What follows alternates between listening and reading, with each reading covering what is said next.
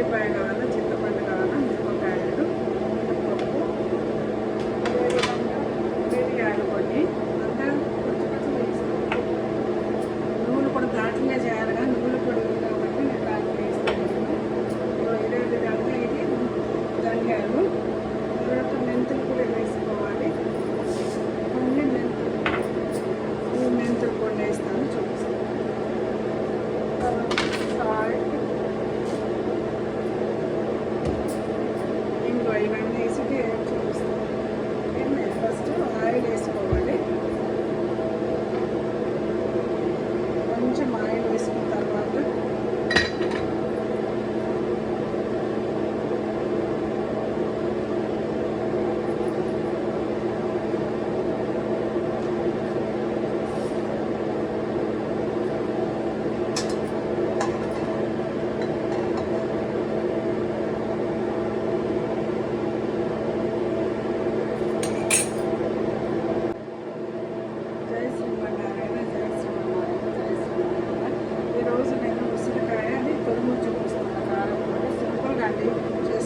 అమలెట్టాలో ఒక రోజు తెచ్చి ఏమైనా ఆరబెట్టి పొడి చేస్తాను. ఉడకవాళ్ళకి పొడి చేస్తాను. దీనికి మినపప్పు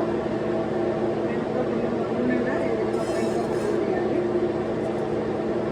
తర్వాత ధనియాలు వేసుకోవాలి. అదేవిధంగా కొన్ని మిరియాలు,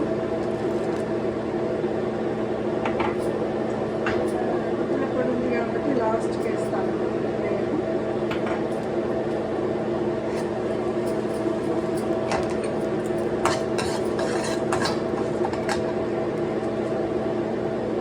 అదేవిధంగా కొన్ని మెంతులు,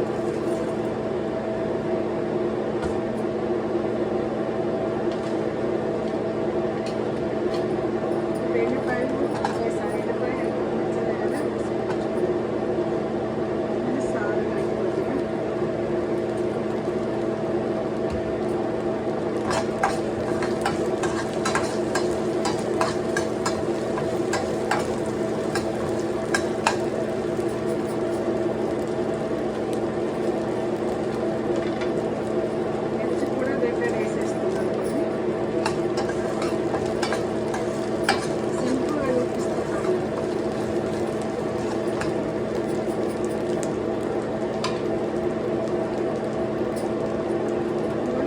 కాబట్టి వేయడం లేదు. తర్వాత పొడి వేస్తాను చేసి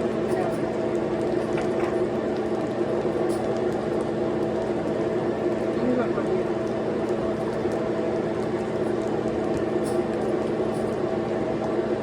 చింతపండు వేస్తున్నాను.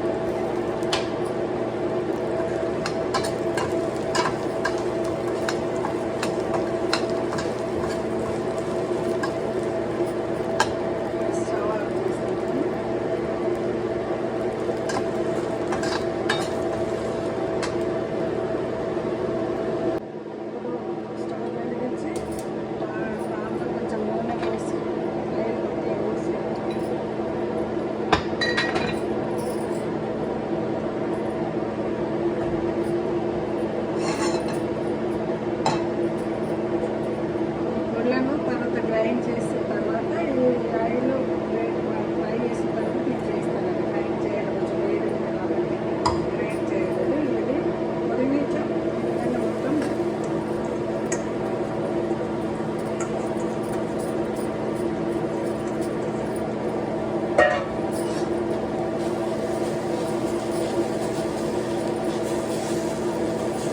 కొంచెం ఆయిల్ వేసి ఇక్కడ ఫ్రై చేసి తర్వాత పొండు గ్రైండ్ చేసిన తర్వాత కలపడం ఈజీగా ఇంతేనండి. అసలు కారం సింపుల్గా వదిలే వేసాను రోడ్డు పచ్చడి. ఎందుకంటే మాకు ఖర్చు కాదు కాబట్టి ఫ్రై అయినాక కొంచెం పసుపు వేయాలి. అదేవిధంగా కరివేపాకు కూడా వేయాలి. నేను తాలింపులన్నీ వేసుకోవచ్చునేది ఎండిన ఆకు ఉందని కరివేపాకు ఎండింది అన్నమాట. అందుకని ఇక్కడ కరివేపాకు వేస్తాను, పసుపు వేస్తాను. స్టవ్ ఆఫ్ చేస్తాను. జై శ్రీరామ. ఈరోజు అదే ఉసిరికాయ పొడి, కారపొడి అని చేశాను కదా, ఇదంతా గ్రైండ్ చేశాను. గ్రైండ్ చేసినాక దీన్ని, ఈ పొడిని కూడా దీంట్లో వేసి గ్రైండ్ చేస్తే అయిపోతుందండి. ఇదే అండి ఉసిరికాయ కారం పొడి.